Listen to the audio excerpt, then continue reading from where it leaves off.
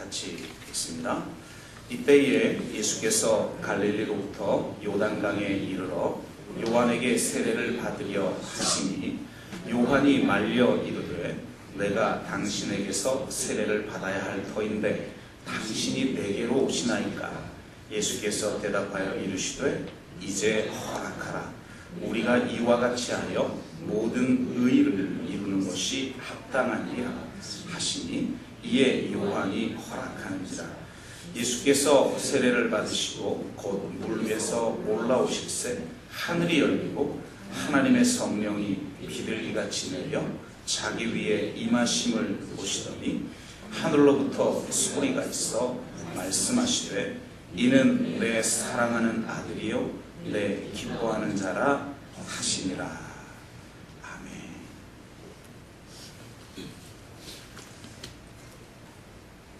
기독교에는 주현절이라는 절기가 있습니다. 로마 가톨릭 교회에서는 주님 공현 대축일, 우리 개신교에서는 주현절이라고 부르고, 동방 정교회에서는 신현 대축일, 주님 세례 대축일 또는 성삼위 일체 대축일이라고 부릅니다. 주현 또는 공현 혹은 신현, 동일한 말을 지금 여러 가지로 번역하고 있는 것인데요.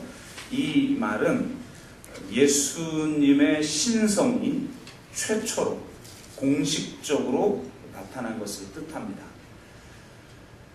이를 서방 기독교에서는 동방 박사가 예수님을 찾은 때로 보지만, 동방 기독교에서는 세례자 요한이 예수에게 세례를 준 때로 보죠.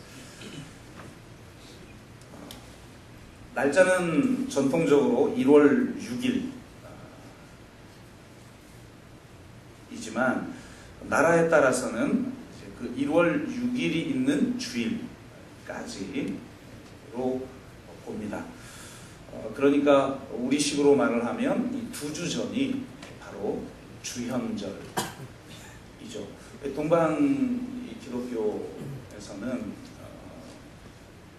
부활절만큼이나 중요하게 여기는 대축일입니다. 그래서 가끔 러시아에서 보면 얼음물 깨고 막 세례하고 이런 장면들이 나오죠. 이게 바로 이제 주현절 때 이루어지는 것들입니다.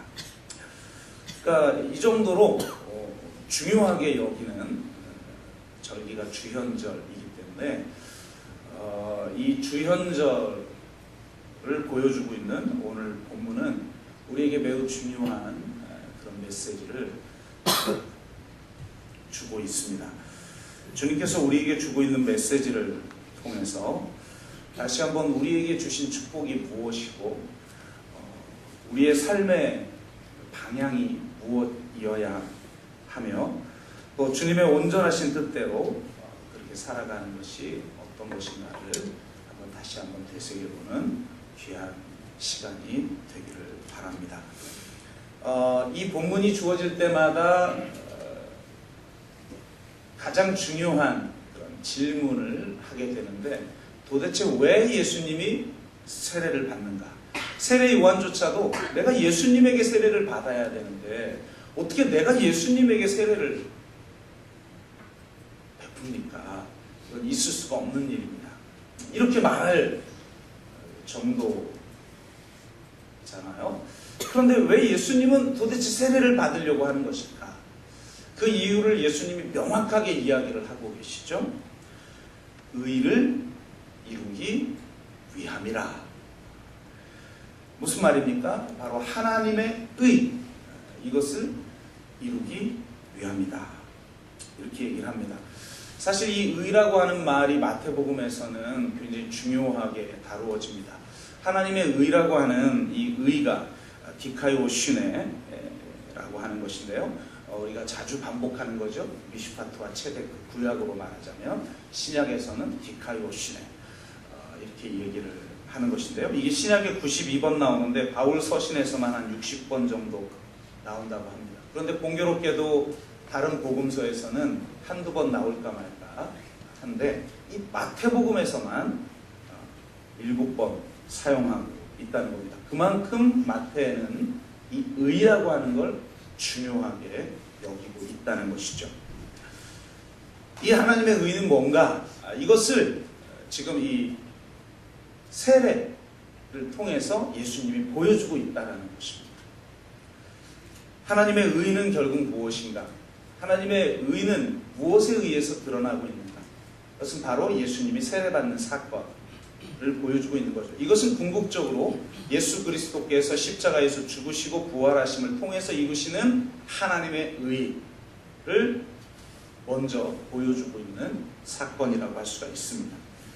의로우신 하나님의 아들이신 예수 그리스도, 그분이 죄인인 인간과 자신을 동일시한 사건, 이거 바로 예수님이 세례를 받으신 사건이다.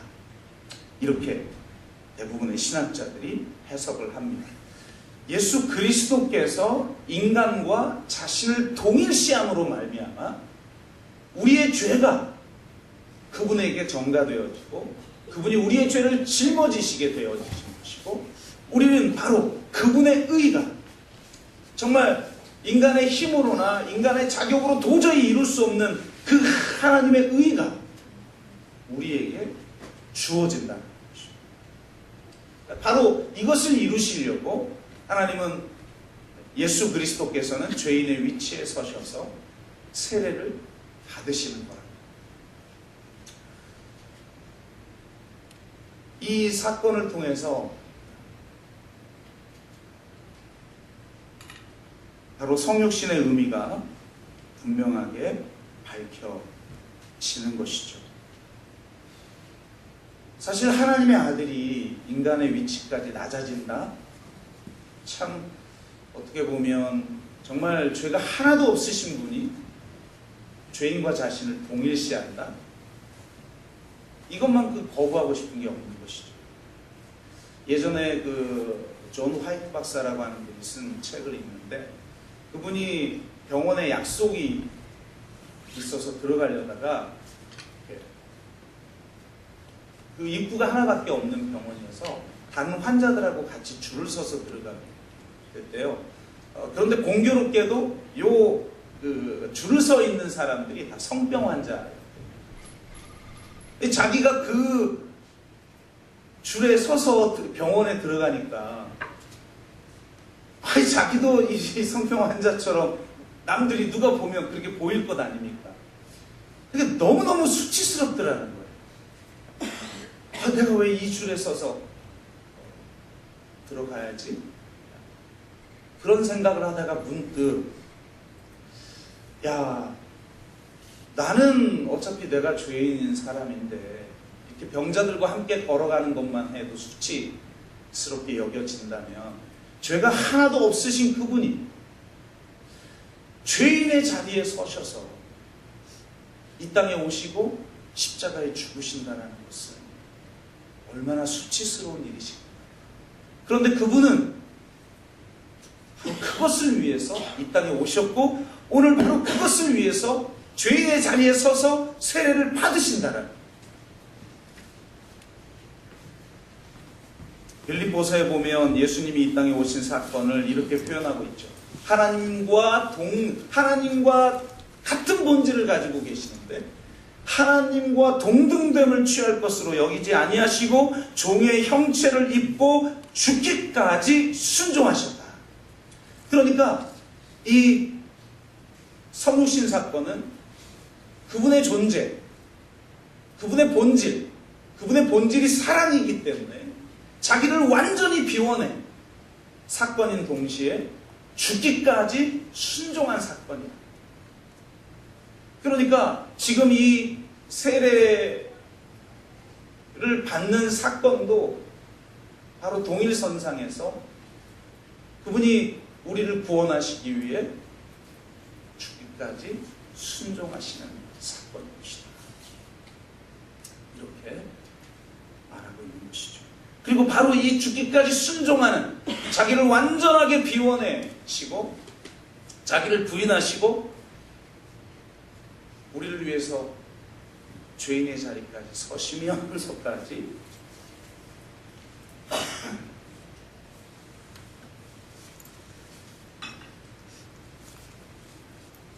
죽기까지 순종하시는 바로 그것이 구원의 능력이라는 것입니다. 한 사람이 불순종하여 죄가 이 세상에 들어와 모든 사람이 죄인이 되었지만 한 사람이 죽기까지 순종함으로 이 세상에 하나님의 구원이 임하였다고 사도 바울은 고백하고 있습니다.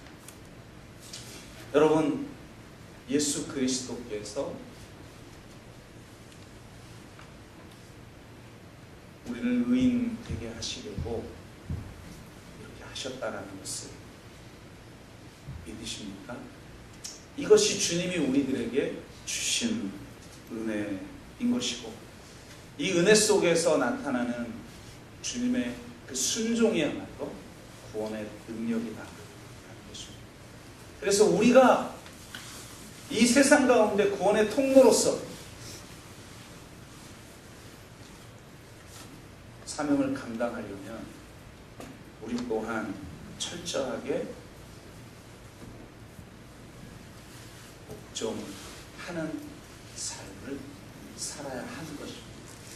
주님의 뜻이 이해되지 않아도 그분의 뜻 앞에 우리가 복종하며 나아가는 삶을 통해 하나님의 구원이 이 땅 가운데 임하는 줄 믿습니다. 레리 스톡스키라고 하는 미국에서는 아주 유명한 목사님이 계셨는데요.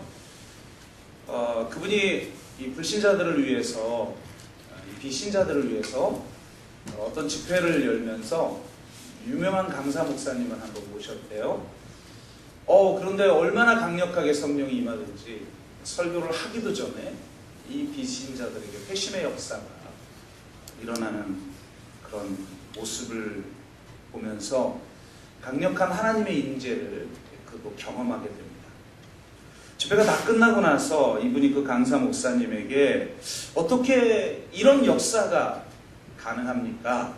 라고 물었대요. 그랬더니 반문합니다. 진정으로 알고 싶습니까? 예, 진정으로 알고 싶습니다. 그렇게 대답했더니 한마디 딱 하더랍니다. 영어로는 이게 surrender라고 하는 거랍니다. surrender 하십시오. surrender 하십시오. 복종하십시오. 하나님께 항복하십시오. 하나님께 헌신하십시오. 이 surrender가 복종, 항복, 헌신 이런 뜻을 다 담고 있죠. 하나님께 내 영을, 내 생각을, 내 계획을 복종시키십시오. 그러면 하나님이 임재하십니다. 그럼 어떻게 그 복종이 가능합니까? 라고 스톡스키 목사님이 물으니까 이렇게 대답합니다. 경건을 훈련하십시오. 다른 방법이 없습니다. 저는 매일 하나님의 임재를 구합니다. 매일 1시간 이상씩 하나님만을 경외하며 하나님만을 높입니다.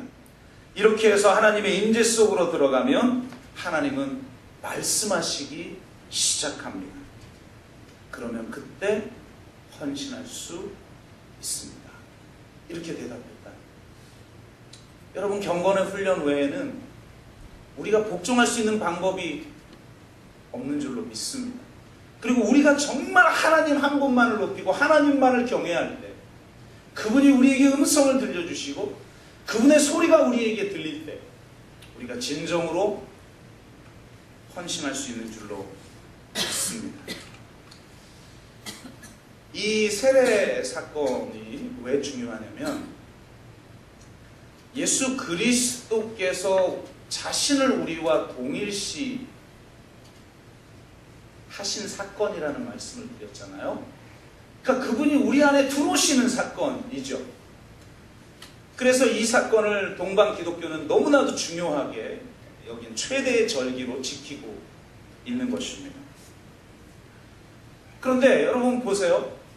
그분이 동일시하는 순간 우리 안에 그분이 우리와 동일시되면서 죄인의 자리까지 낮아지면서 우리 자신과 동일시하면서 우리 안에 그분이 들어오신 거죠. 동시에 우리가 그분 안에서 사는 존재가 됩니다. 그래서 사도 바울은 세례라는 것은 그분과 함께 죽고 그분과 함께 사는 것이다. 그분 안에서 우리가 새로운 피조물이 되는 것이다. 이렇게 이야기를 하죠. 그러면서 에베소서 2장 10절은 이렇게 말합니다. 우리는 그의 만드신 바라. 우리가 새로운 피조물이 됐다는 거예요. 새로 창조되어졌다라는 겁니다. 예수 안에 선한 일을 위하여 지으심을 받은 자니 이 일은 하나님께서 전에 예비하사 우리로 그 가운데서 행하게 하려 하심이니라. 여러분, 이게 굉장히 중요한 것입니다. 예수 안에. 많은 경우 우리는 예수님이 십자가에서 죽으심으로 우리가 구원을 받았다라고 하는 사건만 중요시 여기고 있죠. 그러다 보니까 예수 그리스도께서 우리를 구원하시는 하나의 수단이 되어버려요. 여러분, 이게 무슨 말이냐면 그러니까 우리가 천국을 가기 위해서 필요한 하나의 도구가 되어버릴 수 있다는 거예요. 강을 내가 건널 수 없는데 강을 건널 수 있도록 배가 우리에게 준비되어져 있는 것이죠. 그런데 여러분 보세요. 강을 건너거나 우리 그 장자의 그런 책, 장자라는 책에 보면 그런 내용이 나와요. 강을 건넜으면 배는 버려라. 강을 건너놓고 나를 강을 건너게 했으니 얼마나 고마운가 하면서 그 배를 이고 가는 사람은 없다는 거예요. 그러니까 마치 우리도 모르게 예수 그리스도가 우리를 천국 가도록 하는 방법이다 라고 생각을 하게 되면 우리도 모르게 오직 내가 천국에 가도록 하는 그 순간에만 필요한 분이 되어버린다는 겁니다. 예수님. 그럼 안 되잖아요. 그래서 나온 게 뭡니까? 봐라, 우리가 예수님을 통해서 구원받았지 않았냐.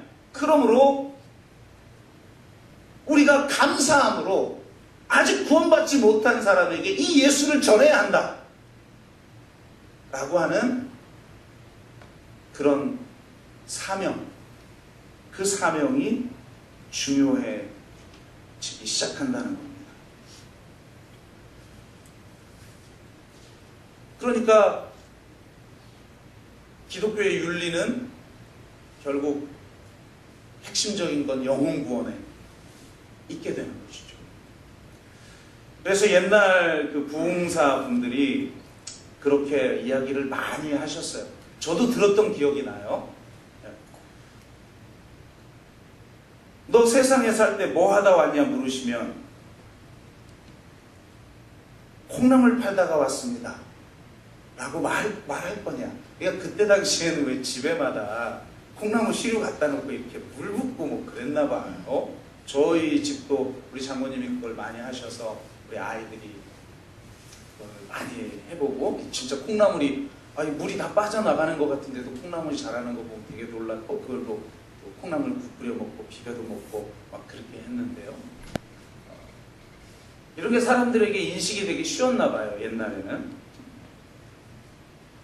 그래서 너 세상에 살 때 뭐 하다 왔냐 물으시면 콩나물 팔다가, 콩나물 기르다가, 혹은 그걸 가지고 팔고 콩나물 팔다가 왔다고 말할 것이냐, 최소한 전도하다 왔다고 얘기해야 되지 않느냐, 이렇게 부흥사들이 참 많이 이야기했던 것을 볼 수가 있어요. 이렇게 말할 수 있는 이유는 바로 우리가 천국을 가야 되는데 죄로 말미암아 가질 못해요. 그래서 천국을 가기 위해서 필요한 분이 예수님이고, 바로 예수님이 십자가에서 죽으시고 우리의 모든 죄를 사해 주셨기 때문에 내가 간다.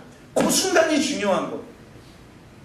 그리고 예수 그리스도가 바로 우리를 구원한 하나의 방법, 하나의 수단이 되어버리는 것이고, 결국 그 수단과 방법이 없는 사람들에게 우리가 그분을 소개하는 것, 이것이 일생일대의 가장 중요한 것이고, 그거 외에 나머지 것들은 때로는 하찮은 것이 되어버리는 그런 기독교 윤리 속에 우리가 살았다라는 거예요.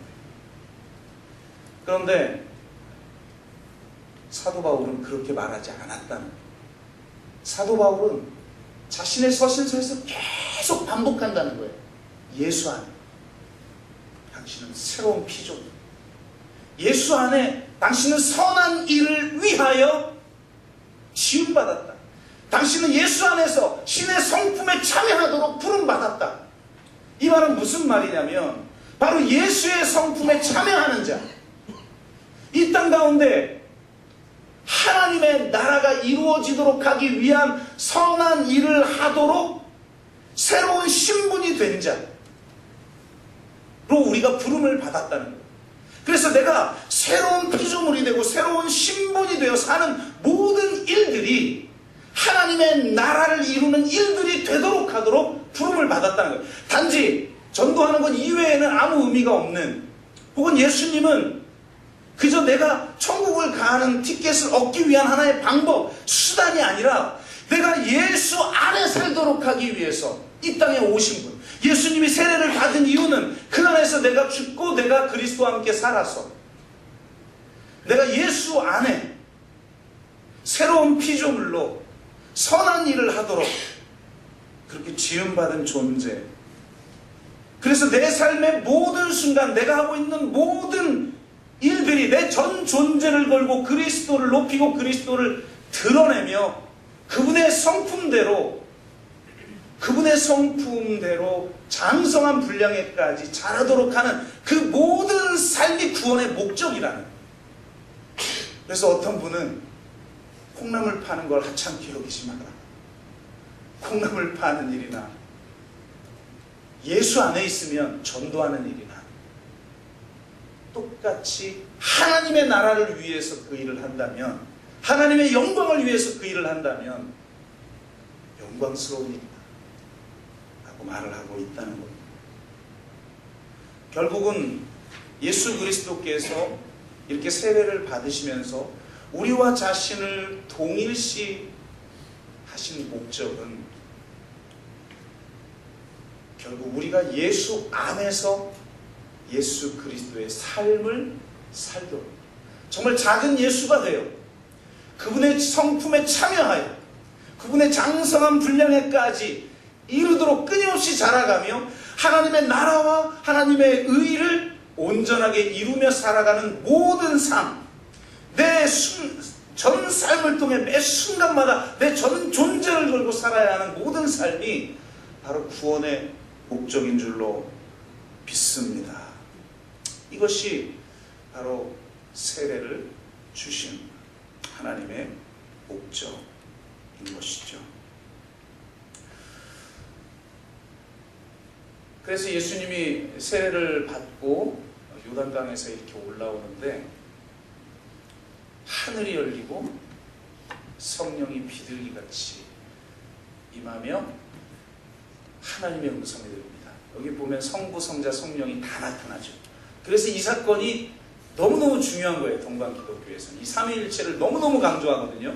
동방기독교는 삼위일체를 풀 때도 페리콜레시스라고 하는 것을 푸는 게 바로 동방신학이 그렇게 푸는 거고, 제가 성교적 교회론의 핵심 안에 삼위일체가 있고 삼위일체 안에 바로 이 페리콜레시스가 있다. 이걸 종종 여러분에게 말씀드리는 이유가 있는 것이죠. 그래서 이 사건이 너무너무 중요한데, 예수님이 죽기까지 복종하시고자 지금 인간과 자신을 동일시하며 세례를 받고 나올 때에 하늘이 열리는 그런 일이 있다는 것입니다. 그리고 성령이 그 위에 임하게 되는 거죠. 여러분, 인생은 언제 시작되는가? 이 세상에 태어나면서부터 시작되는 게 아니에요. 인생은 하늘이 열리고부터 시작되는 거예요.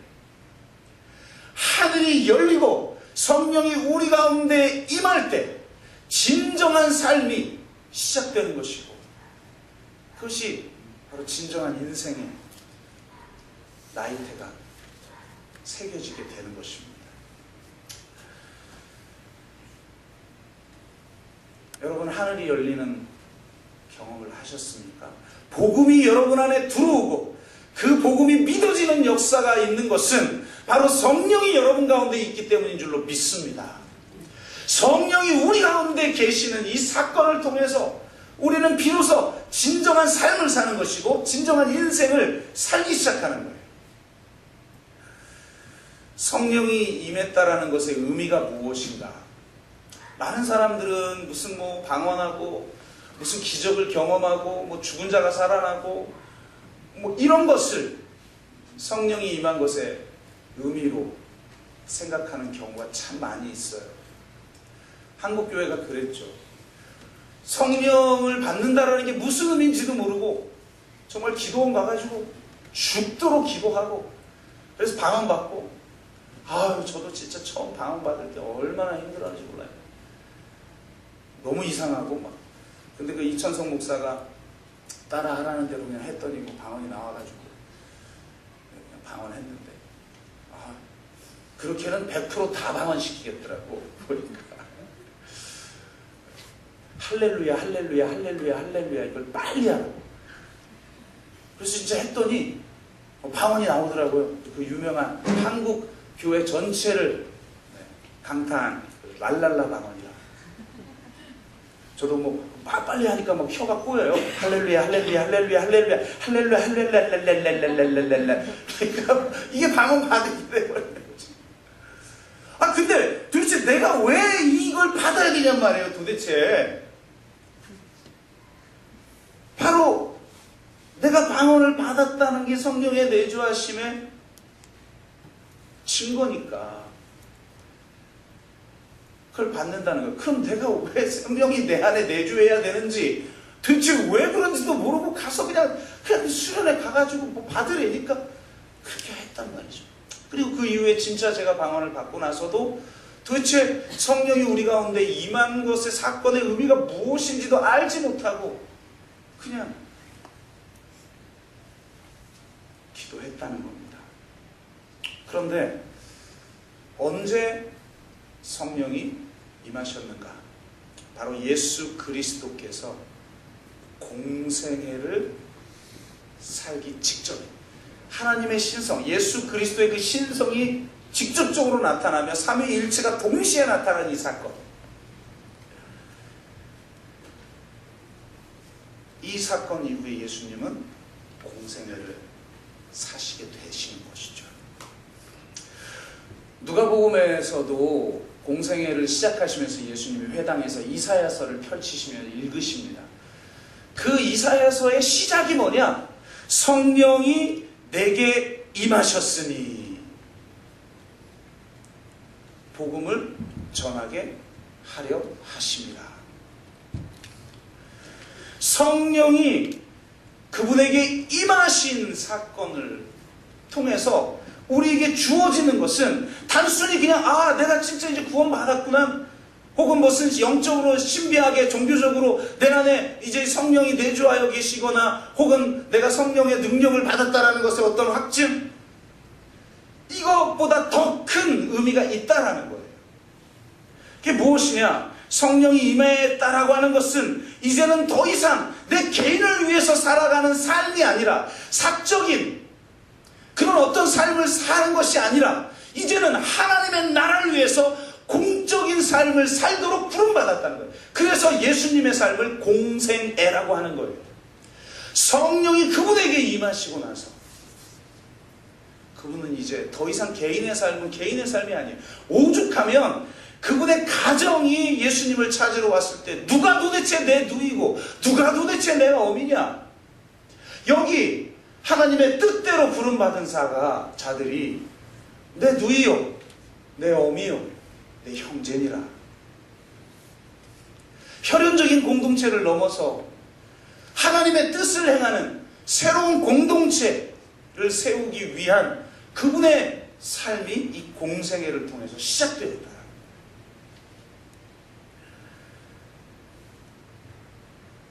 우리에게 성령이 내주하시고 성령의 능력이 임하는 이유는 더 이상 너희 개인을 위해서 살아가지 말라.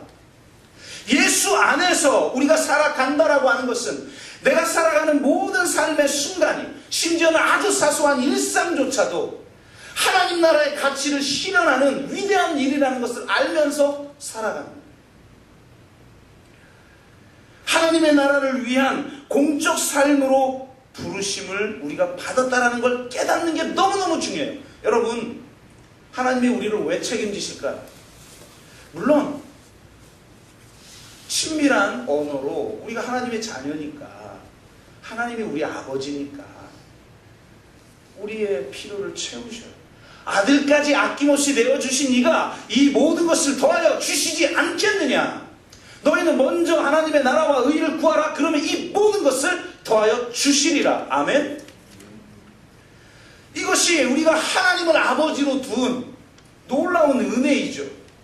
그런데 놀랍게도 사도 바울은 또 다른 의미에서 이 이야기를 해요. 하나님이 왜 우리를 책임지는가? 우리가 공무원이기 때문이다. 여러분, 세상이 다 망해도 굶어 죽지 않는 사람들이 있어요. 마지막까지 굶어 죽지 않는 사람이 있어요. 누구죠?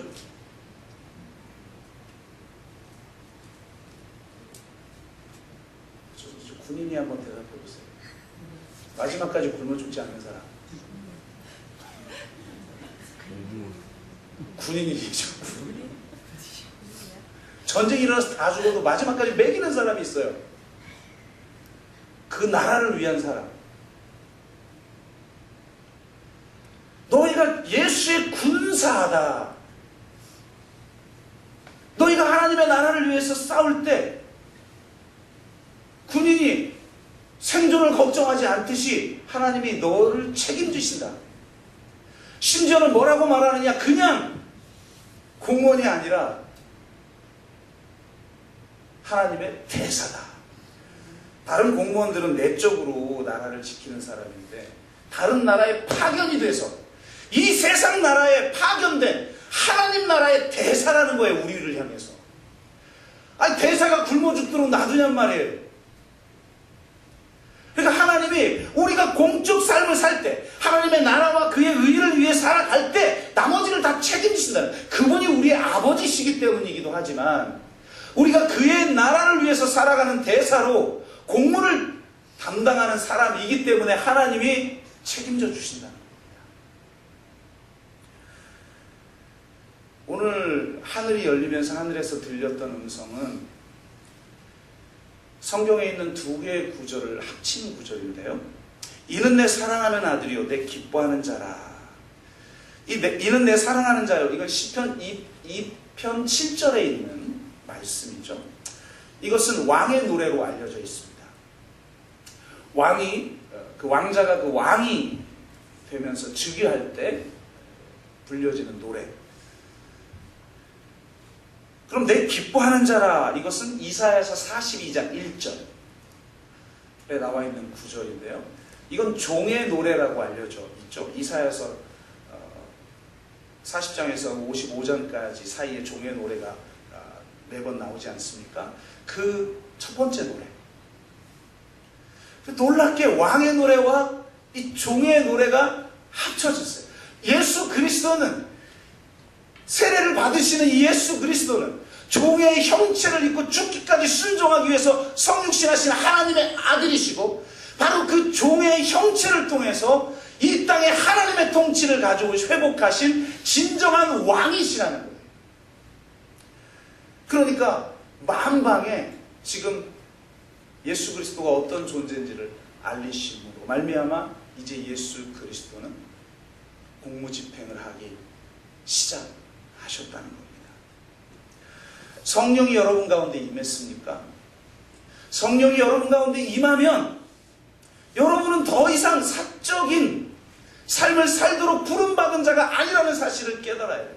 하나님 나라 시민이며 하나님 나라 백성이며 또 동시에 이 세상 나라에 파견된 하나님의 대사, 공적 삶을 살도록 부름받은 사람이에요. 성령이 우리 가운데 임했다라는 건 더 이상 이제 내 개인을 위해서 살아가는 사적 삶을 위해서 살아가는 삶이 아니라 공적 삶을 살도록 부름받은 자라는 거예요. 우리가 선포하는 복음도 내 개인이 그냥 사적으로 내가 죽어서 천국 갈 수 있는 티켓 하나 따는 정도에 머무는 것이 아니라 하나님 나라를 위해서 살도록 공적으로 부름받은 사건. 그래서 우리가 예수 안에 머물면서 내 삶의 전부가 하나님의 나라를 이 땅 가운데 가져오는 삶이 되도록 그렇게 살아가는 삶인 줄로 믿습니다.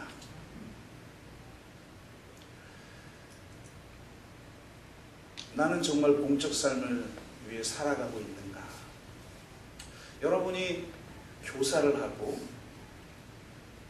여러분이 지금 이 시대에 대안으로서 사도 바울이 그 로마의 거대한 체제, 모두가 부러워하는 그 거대한 체제에도 불구하고 하나님 나라를 실제적으로 보여주는 그 에클레시아, 그 교회 공동체가 이 세상에 대한 진정한 대안이라고 믿고 자신의 생명을 걸고 그것을 세우기 위해 살았던 것처럼 여러분이 교사로서 헌신하고 다양한 모양으로 헌신하는 것을 통하여서도 여러분은 공적 삶을 살고 있는 사람인 줄로 믿습니다. 그리고 더 나아가 이 세상의 공적 영역 속에서 이 에클레시아가 진정한 하나님의 대안이고 이를 세우시기 위해서 예수 그리스도가 이 땅에 하나님의 나라를 출범시키셨으면 공적으로 선포하는 그런 삶으로 여러분과 우리 공동체가 부름받았다는 사실을 기억하시기를 주의 이름으로 축복합니다. 마지막으로 예수 그리스도가 의를 이루시기 위해서 세례를 받는 사건이 나타나고요. 성령 하나님께서 친히 임하셔서 공적 삶을 살도록 능력을 주시는 사건이 나타나고요. 이제 삼위 하나님 중에 누가 남았죠? 성부 하나님. 그 성부 하나님이 아들을 향해서 이렇게 말씀하신다. 이는 내 사랑하는 아들이요 내 기뻐하는 자라. 예수님이 어떤 존재고 예수님의 사명이 무엇인지 그것을 보여주는 하늘의 음성이지만 동시에 이것은 예수 안에 있는 우리를 향한 하나님의 음성인 것입니다. 우리가 예수 안에 있을 때 하늘이 열리고 바로 이 음성이 들리는 거죠. 복음은 이것인 겁니다. 내가 시험을 통과해야 너를 사랑하는 것이 아니라 너를 사랑하기 때문에 내가 시험에 통과할 수 있다. 내 자녀로 내가 너를 사랑하기 때문에 내 백성으로 너는 공적 삶을 살아갈 수 있다. 이것이 복음인 거죠. 나의 공로와 나의 자격은 아무것도 없는데 그분이 나를 전적으로 사랑하기에 예수 안에서 바로 이 하늘의 음성을 우리에게 들려주셨다라는 겁니다. 이 하늘의 음성을 들으면 우리가 이전 삶으로 돌아갈 수가 없는 것이죠. 내 개인을 위한 삶으로 돌아갈 수 없는 것이죠. 그래서 우리 모두는 바로 이 복음의 소리를 들어야 하는 것입니다. 진정으로 하나님이 우리를 사랑하고 우리를 기뻐한다는 사실을 철저하게 경험해야 하는 것입니다. 그래야만 공적 삶을 살 수 있고 하나님 나라를 위해서 우리의 삶을 드릴 수가 있는 겁니다. 만족을 모르는 이유라고 하는 책이 있는데요. 세상 사람들이 다 만족을 못하면서 살아가고 있다는 거예요. 그런데 참 재밌게 만족을 못하는 이유를 이 책에서는 뭐라고 이야기를 하냐면 자기 입증을 위해서 살아가기 때문이다. 이렇게 얘기를 해요. 아니 어떻게 보면 인간의 본질이 그런 것일 수도 있겠어요. 인간의 근본적인 욕망이 인정투쟁이다. 이런 얘기를 하잖아요. 결국 인정받기 위해서 살아가는 거예요. 인간은. 그래서 인정받기 위해 내가 어떤 사람이야 라고 하는 것을 입증시키면서 살아가는 거죠. 사람들은. 그게 입증되지 못할 때 인정받지 못하니까 인정받기 위해서 계속해서 자기를 입증시키려고 투쟁하는 거예요.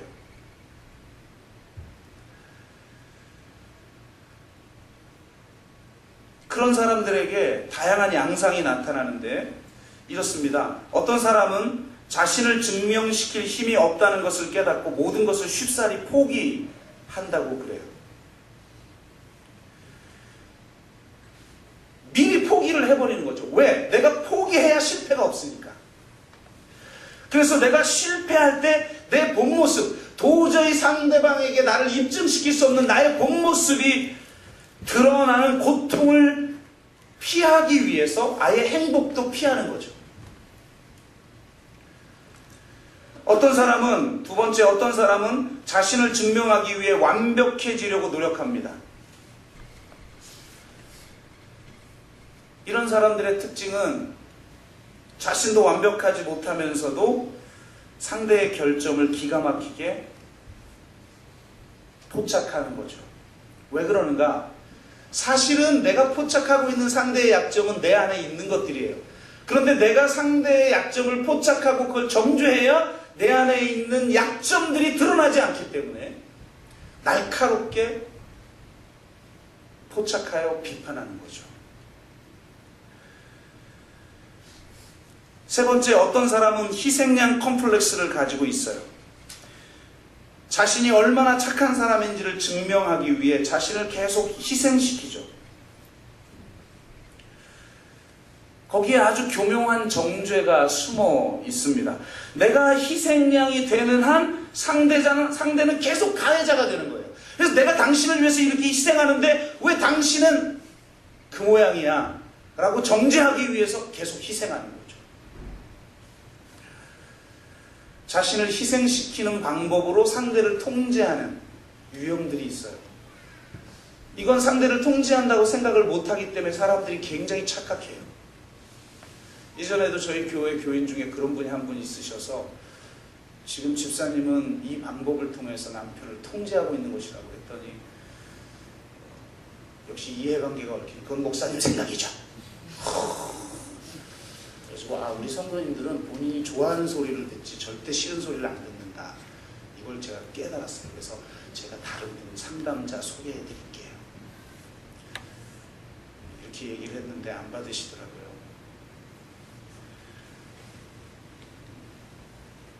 어떤 사람은 자신을 증명시켜야 하는 강박에 빠져서 누구도 믿지 못하고 그래서 혼자 일처리를 하는 경우가 있다는 겁니다. 과도한 책임감과 지나친 경계심으로 항상 불안에 빠져있는 사람이라고 할 수 있죠. 또 어떤 사람은 항상 기분이 저하되어 있어요.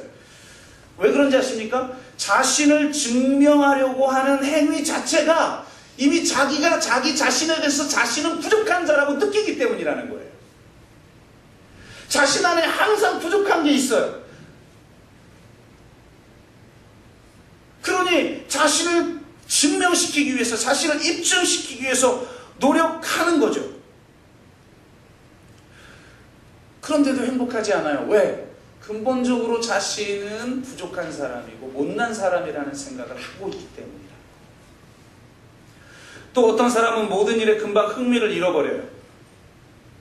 자신이 특별한 대접을 받아야 하는데 그럴 수 없는 상황에 처하면 무력감을 느끼게 되는 거죠.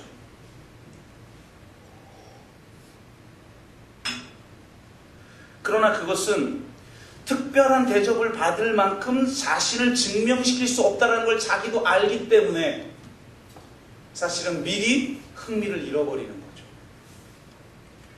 어떤 사람은 끊임없이 비교하고 경쟁합니다. 자신을 증명하는 일에는 타인보다 앞서야 함이 전제되어 있기 때문이죠.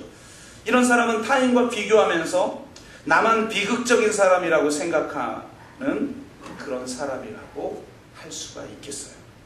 그러니까 이 다양한 사람들의 증상의 본질이 뭐냐? 자기 입증이 있다는 거예요. 나 이런 사람이야 라고 하는 걸 증명해내기 위해서 인정투쟁을 하고 있는 거죠. 그래서 이런 일들이 발생하고 있다는 거예요. 이렇게 인정투쟁을 하고 있는 사람은 어떤 일을 해도 형태를 바꿔서 내가 세상 일을 하다가 교회 일을 해도 마찬가지인 거예요. 진짜 우리가 왜 복음을 들어야 되느냐? 자기 입증이 필요 없는 삶을 살기 위해서 그래요.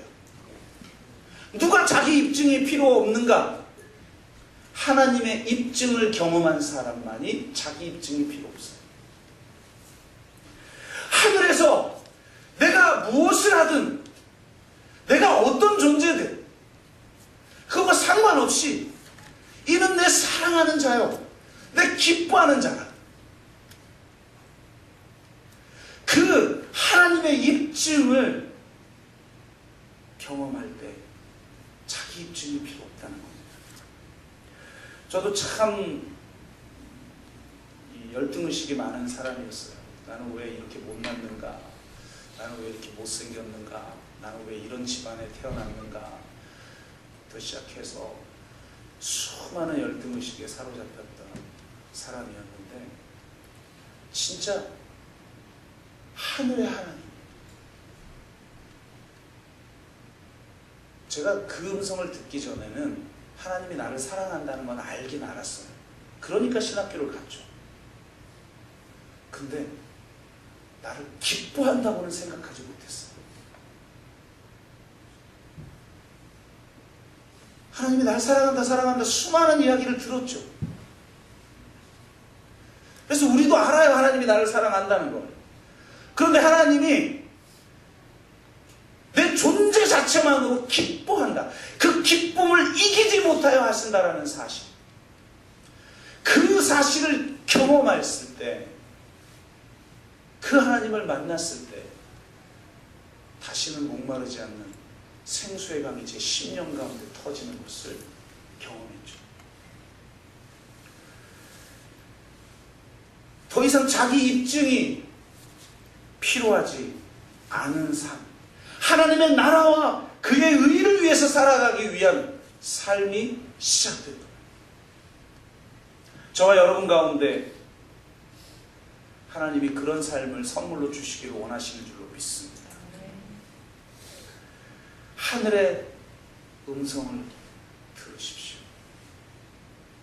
그리고 성령이 여러분 가운데 늘 거하도록 하십시오. 그러면 여러분들은 사적 삶이 아니라 하나님 나라를 위한 공적 삶으로 부름받은 하나님의 대사로 당당하게 살아가게 될 줄로 믿습니다. 기도하겠습니다.